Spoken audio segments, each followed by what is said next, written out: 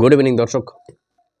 আগামী বিধানসভা নির্বাচনে এ রাজ্যের একটা রাজনৈতিক দল ইন্ডিয়ান সেকুলার ফ্রন্ট আইএসএফ, এই আইএসএফকে নিয়ে আজকে কথা বলবো আমরা যে বিধানসভা নির্বাচনে আইএসএফ কতটা ইম্প্যাক্ট ফেলতে পারবে, কতটা প্রভাব ফেলতে পারবে গোটা রাজ্যে তথা বিশেষ করে তাদের আঁতুড়ঘর ভাঙড়ে, সেটা নিয়ে আজকে একটু আমরা বিশ্লেষণ করার চেষ্টা করব যে গত 5 বছর আইএসএফ কতটা তাদের জনপ্রিয়তা বৃদ্ধি করতে পেরেছে, ভাঙড় ছেড়ে তারা বেরোতে পেরেছে কিনা সেটা নিয়ে একটু আমরা আলোচনা করার চেষ্টা করব। একই সঙ্গে বিশেষ করে আলোচনা করব ভাঙড় নিজের আঁতুড়ঘর, আইএসএফের আঁতুড়ঘর বলা যায় যে ভাঙড়কে, সেই ভাঙড়েও আগামী বিধানসভা নির্বাচনে আইএসএফের জন্য কি ফলাফল আসতে চলেছে, নিজেরা কি ফলাফল করবে সেটা নিয়েও আজকে কথা বলবো আমরা। দেখুন, আইএসএফ ইন্ডিয়ান সেকুলার ফ্রন্ট 2021 সালে ফুরপুরা শরীফের পীরজাদা আব্বাস সিদ্দিকী এই দলের প্রতিষ্ঠা করেছিলেন এবং এই দলের চেয়ারম্যান পক্ষান্তরে আব্বাস সিদ্দিকীর ছোট ভাই আইএসএফের চেয়ারম্যান নওশাদ সিদ্দিকী, উনি আবার ভাঙড়ের বিদায়ী বিধায়ক। এখন যে বিষয়টা, এই আইএসএফ, নওশাদ সিদ্দিকী একা লিডার, একা মানুষ, আইএসএফের নেতা বলতে উনি একাই। ভাই আব্বাস খুব একটা সাথে থাকেন না ওনার, উনি রাজনীতি থেকে আবার বাইরে চলে গেছেন, ওনার যে আধ্যাত্মিক জগৎ, ধর্মীয় জগতে উনি চলে গিয়েছেন, কিন্তু রাজনীতিটা করছেন, রাজনীতির পুরো ব্যাটন, আইএসএফের পুরো ব্যাটনটা এখন নওশাদের হাতে। নওশাদ সিদ্দিকী এদিক ওদিক করে রাজ্যের বিভিন্ন জেলাতে ঘুরছেন, নির্বাচনী প্রচার, ওনার দলের প্রচারের স্বার্থে উনি ঘোরাফেরা করছেন, কোথাও কোনো ঘটনা ঘটে গেলে সেখানে উনি যাচ্ছেন, সব ঠিক আছে, কিন্তু ওনার দলের ভবিষ্যৎ কি? যদি এবারে বিধানসভা নির্বাচনে আইএসএফ গোটা রাজ্যে ভাঙড় থেকে যদি বেরোতে না পারে, গোটা রাজ্যের অন্য কোনো বিধানসভা কেন্দ্রে অন্য কোথাও যদি ইম্প্যাক্ট ফেলতে না পারে, তাহলে আইএসএফের ভবিষ্যৎ নিয়ে কিন্তু প্রশ্ন উঠবে, তার অস্তিত্ব প্রশ্ন উঠবে, এখানে অস্তিত্ব নিয়ে প্রশ্ন উঠবে, তার ভবিষ্যৎ নিয়ে প্রশ্ন উঠবে। যদি আইএসএফ ইম্প্যাক্ট ফেলতে না পারে, শুধু যদি ভাঙড় কেন্দ্রিক হয়ে যায়, তাহলে কিন্তু এই আইএসএফ দলটার ভবিষ্যৎ নিয়ে প্রশ্ন উঠতে বাধ্য হবে। বিশেষজ্ঞরা একাংশ মনে করছে যে 2026 সালের নির্বাচন আইএসএফের অস্তিত্ব রক্ষার লড়াই, নিজের রাজনৈতিক দলের অস্তিত্ব রক্ষার লড়াই। যদি রাজ্যের অন্য কোথাও যদি প্রভাব ফেলতে না পারে, 1 নম্বর পয়েন্ট। 2 নম্বর পয়েন্ট, রাজ্যের অন্য কোথাও প্রভাব ফেলার সঙ্গে সঙ্গে ভাঙড়ে নিজের আঁতুড়ঘরে, সেখানেও তাকে জিততে হবে। যদি কোনো অবস্থাতে সেখানেও হেরে যান কোনো কারণে, তাহলে কিন্তু নওশাদ সিদ্দিকীর রাজনৈতিক যে যাত্রাপথ প্রথমেই ধাক্কা খাবে। তাহলে উনি সময়ের সঙ্গে আসবেন আর সময়ের সঙ্গে চলে যাবেন। ওনার আইএসএফের জন্য আগামী লড়াইটা অত্যন্ত কঠিন হতে চলেছে। কেন বলছি এই কথা? দেখুন, ভাঙড় বিধানসভা, উনি যে ভাঙড়ের বিধায়ক, সেই ভাঙড় বিধানসভা, এখানকার মানুষের নেচারটা আমরা দেখেছি, বরাবর একটু উল্টো পথে হাঁটেন। তৃণমূল কংগ্রেসের 15 বছরের শাসনে দুবার ভাঙড় হাতছাড়া হয়েছে। 2011 সাল এখান থেকে যেতেন সিপিএমের বাদল জমাদার, এবং 2021 সাল এখান থেকে যেতেন তৎকালীন সংযুক্ত মোর্চার এবং বলা ভালো আইএসএফের একমাত্র বিধায়ক নওশাদ সিদ্দিকী। অর্থাৎ তৃণমূলের 15 বছরের শাসনে দুবার কিন্তু এই ভাঙড় হাতছাড়া হয়েছে তৃণমূলের। ভাঙড় যে গলার কাঁটা শাসকের। কিছুদিন আগে বারুইপুরের সভা থেকে তৃণমূলের সর্বভারতীয় সাধারণ সম্পাদক অভিষেক ব্যানার্জি হুঙ্কার দিয়েছিলেন, এবার দক্ষিণ 24 পরগনার 31টা বিধানসভা কেন্দ্রের মধ্যে 31টা চাই, আর উনি বিশেষ করে ভাঙড়ের নাম নিয়েছিলেন যে এবার আমরা ভাঙড় জিতব। অর্থাৎ তৃণমূলের শীর্ষ নেতৃত্ব ভাঙড়টাকে পাকিচ্ছু করে রেখেছে, ভাঙড়টা যে তার গলার কাঁটা, এটা বুঝতে আমাদের খুব একটা অসুবিধা হয় না।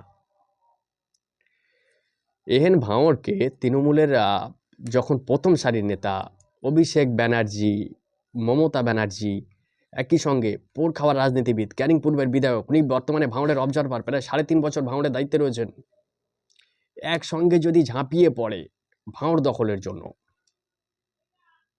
তৃণমূল বিশেষ করে ভাঙড়ের যে সমস্ত সাংগঠনিক দুর্বলতা রয়েছে তৃণমূলের, বিমুখ হয়ে যাওয়া ভাঙড়ের মানুষকে যদি আবার নিজেদের দিকে ঘোরাতে পারেন, তাহলে আগামী বিধানসভা নির্বাচন আইএসএফের জন্য রাফ অ্যান্ড টাফ হতে চলেছে ভাঙড়ে। আগামী বিধানসভা নির্বাচন আইএসএফের জন্য বিশেষ করে ভাঙড়ে তাদের অস্তিত্ব রক্ষার লড়াই। কোনো কারণে যদি আরও একবার এই বিধানসভাটা আইএসএফের দখলে থাকে, তাহলে প্রশ্ন উঠবে কয়েকটা। প্রথম প্রশ্ন, ভাঙড়ের অবজারভার শওকত মোল্লা, ক্যানিং পূর্বের বিধায়ক, উনি ভাঙড়ে মাটি কামড়ে পড়ে রয়েছেন বিগত 3.5 বছর ধরে। ওনার রাজনৈতিক দূরদর্শিতা নিয়ে প্রশ্ন উঠতে বাধ্য। তারপরে কি হবে? তারপরে ভাঙড়ের যে বিক্ষুব্ধ তৃণমূল নেতারা রয়েছে, একটা সময়কার যারা দাপুটের রাজনীতি করেছেন, আরাবুল ইসলাম, কাইজার আহমেদ, শওকত মোল্লাকে আক্রমণ করতে ছাড়বেন না। সেটা শওকত মোল্লার জন্য একটা পেস্টিসাইড, অবশ্যই পেস্টিসাইড হবে শওকতের জন্য। কিন্তু প্রশ্ন এখানে, তৃণমূলের শীর্ষ নেতৃত্ব যদি বিধানসভা নির্বাচনের আগে মমতা ব্যানার্জি অথবা অভিষেক ব্যানার্জি, এই দুজনের মধ্যে কেউ, বিশেষ করে মমতা ব্যানার্জি যদি ভাঙড় দখল করার জন্য, তৃণমূল কংগ্রেস প্রার্থীকে জেতানোর জন্য ভাঙড়ে যদি কোনো সভা করে, তাহলে কিন্তু এখানকার তৃণমূল কংগ্রেস কর্মী যারা রয়েছেন তারা বাড়তি অক্সিজেন পাবেন।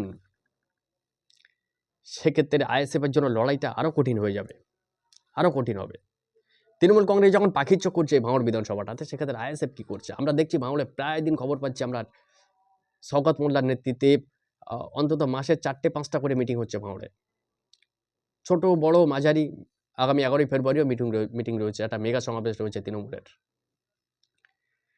অর্থাৎ শওকত মোল্লার পেস্টিসাইড, কোনো অবস্থাতে যদি শওকত মোল্লা কোনোভাবে যদি ভাঙড়কে জেতাতে পারেন, তৃণমূল প্রার্থীকে যদি এখান থেকে উনি জেতাতে পারেন, তাহলে উপরতলায় শওকত মোল্লা যথেষ্ট গুরুত্ব পাবেন, সেটার বলার অপেক্ষা রাখে না। কিন্তু উনি যদি হেরে যান, তাহলে উনি সমালোচিত হবেন, সেটা অন্য কথা। তাই ভাঙড়ের আগামী লড়াইটা তৃণমূলের জন্য, বিশেষ করে শওকত মোল্লা ভাঙড়ের অবজারভারের জন্য, ভাঙড়ের আগামী লড়াইটা শওকতের পেস্টিসাইড, অ্যাসিড টেস্ট এবং আইএসএফের অস্তিত্ব রক্ষার লড়াই। আমি ব্যক্তিগতভাবে মনে করি রাজ্যের 294টা বিধানসভা কেন্দ্রের মধ্যে সবচেয়ে ব্যাটেল গ্রাউন্ড যদি আমরা বলি, একেবারে যুদ্ধক্ষেত্র যদি বলি, সব সময়ের জন্য খবরের লাইমলাইটে থাকবে যে বিধানসভা কেন্দ্রটা, যার দিকে গোটা রাজ্যের নজর থাকবে আগামী বিধানসভা নির্বাচনে, সেটা হচ্ছে ভাঙড়। আমি লিখে দিচ্ছি, আমি বলছি আপনি লিখে রাখুন, সেটা ভাঙড় হবে। কারণ না নন্দীগ্রাম, মমতা ব্যানার্জি ভবানীপুর ছেড়ে নন্দীগ্রামে যাবেন না, আর শুভেন্দু অধিকারীও নন্দীগ্রাম থেকে আর ভবানীপুরে আসবেন না, ওগুলো ভুলে যান। আগামী বিধানসভা নির্বাচনে সব আলো শুষে নেবে ভাঙড়। আমি একটা কথা বলে রাখলাম আপনাদের, সেটা আগামীতেই দেখবেন। সবচেয়ে হট ফেভারিট একটা সিট হতে চলেছে, ব্যাটেল গ্রাউন্ড হতে চলেছে ভাঙড়। নওশাদ সিদ্দিকীর সঙ্গে সম্ভবত উনি আইএসএফ এর প্রার্থী হবেন, আর সেটা পাকা।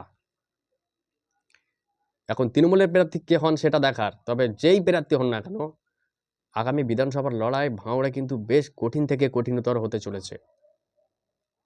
একই সঙ্গে একটা ভয়ও রয়েছে, ভাঙড় যে রাজনৈতিকভাবে উত্তেজনাপূর্ণ একটা জায়গা, কলকাতা সংলগ্ন এই ভাঙড় বিধানসভা কেন্দ্রটা রাজনৈতিকভাবে বেশ উত্তপ্ত হয়ে থাকে। মাঝে মধ্যেই ছোট বড় মাঝারি রাজনৈতিক সংকটের খবর আমরা এখান থেকে পাই। বিধানসভা নির্বাচনের এখনো বেশ কিছুটা সময় বাকি, নির্বাচনের নির্ঘণ্ট এখনো প্রকাশ হয়নি, তারপরেও ভাঙড়ের বিভিন্ন অঞ্চল থেকে আমরা খবর পাচ্ছি তৃণমূল আইএসএফ এর মধ্যে ছোট বড় মাঝারি সংঘর্ষ ইতিমধ্যেই আমরা বিভিন্ন জায়গাতে লক্ষ্য করেছি। আগামী বিধানসভা নির্বাচন, ভাঙড় শুধু একটা বিধানসভা নয়, আমি বলছি একটা রাজনৈতিক দল আগামী দিনে কি করবে, কতটা এগোতে পারবে, তারা নির্বাচনে কতটা প্রভাব ফেলতে পারবে, সবকিছু ঠিক করে দেবে আগামী দিনে। বিশেষ করে আইএসএফ এর ভবিষ্যৎ ঠিক করে দেবে। এখানে নওশাদ সিদ্দিকী একা, আর একদিকে মুখ্যমন্ত্রী মমতা ব্যানার্জি, অভিষেক ব্যানার্জি থেকে তামাম তৃণমূলের দিগ্গজ নেতারা। আগামী লড়াইটা কিন্তু আমাদের সকলের নজরে থাকবে। একই সঙ্গে আরেকটা কথা বলবো, যেটা আপনাদের অবশ্যই খুবই গুরুত্বপূর্ণ কথা।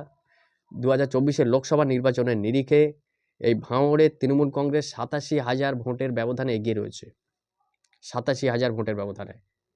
এর ক্রেডিট অবশ্যই শওকত মোল্লাকে দিতে হবে। শওকত মোল্লা বোর খাওয়া রাজনীতিবিদ, যথেষ্ট ভালো সংগঠক উনি। 87,000 ভোটে এগিয়ে রয়েছে তৃণমূল কংগ্রেস, এটা মাথায় রাখতে হবে আগামী লোকসভা নির্বাচনে। একই সঙ্গে নওশাদ সিদ্দিকী 2021 সালে এই বিধানসভা কেন্দ্র থেকে জিতেছিলেন 26,000-এর কিছু বেশি ভোটে, এটাও মাথায় রাখতে হবে। অর্থাৎ আগামীর ভাঙড়ে যে লড়াইটা হতে চলেছে আইএসএফ এবং তৃণমূলের মধ্যে, কেউ কাউকে 1 ইঞ্চিও জমি ছাড়বে না। সাংগঠনিকভাবে দুটো দলই বেশ শক্তিশালী দল, লড়াই হবে সেয়ানে সেয়ানে। আমাদের নজর থাকবে সেদিকে, আপনারাও নজর রাখুন। একই সঙ্গে বলবো, যারা আমার চ্যানেলের নতুন দর্শক রয়েছেন তাদের উদ্দেশ্যে বলবো আপনারা আমার চ্যানেলটা সাবস্ক্রাইব করে রাখবেন। আর ভিডিওটা যদি ভালো লেগে থাকে তাহলে অবশ্যই একটা আপনার সুন্দর আঙুলের টোকা দিয়ে একটা লাইক দেবেন। Thank you.